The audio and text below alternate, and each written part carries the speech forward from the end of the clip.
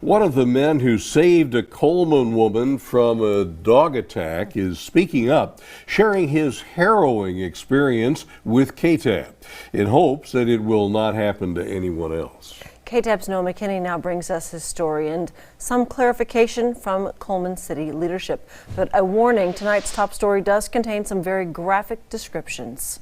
Every time I drive down that road now, that's all I picture is that woman getting mutilated. Stephen Kirkpatrick of Coleman was carpooling to work with his friend Thomas Stubbs Monday morning, a normal commute, until they noticed what they thought at first was two dogs attacking a goat. But when we got up closer, I could see her skull. It had totally scalped her, like took her hair completely off her head from her neck, back of her neck to the top of her head. It was gone. Kirkpatrick says one dog fled the moment they arrived, the other leaving only once Stubbs was able to kick it off the 54-year-old woman. He follows them off, and I stayed there with a woman, and she looked like she was gone. There was no life in her. Kirkpatrick stayed with her until an ambulance arrived, though he says neither he nor his friend can shake the experience. He said, "Man, I think this has messed up my life." The woman was care flighted to a Dallas hospital, where she is now in stable condition, according to city manager Diana Lopez. First and foremost, we want to lift that victim, our resident, up in prayer.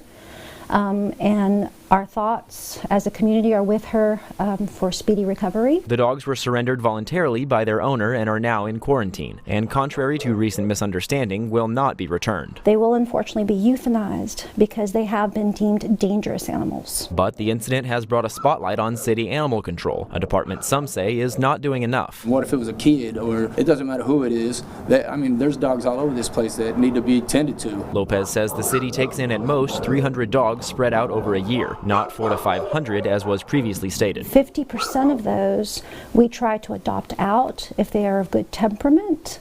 If they are not of good temperament, unfortunately, we take next steps with them. Saying she hopes the public will help in their effort to focus on enforcement rather than moving to violence. In those instances where residents have a concern that they're not being heard, all they need to do is pick up a phone and call me. A plea to the community, all of which want to prevent such tragedies from ever happening again. We need to take care of this dog problem we have because it's bad. I wouldn't wish this on anybody. Nobody knows how she felt. Nobody. For BigCountryHomepage.com, I'm Noah McKinney. Thank you, Noah. Lopez tells KTAB that a new animal control position was budgeted last year but was not filled due to COVID, and she encourages anyone interested to fill out the application on the Coleman City website and help be a part of the solution.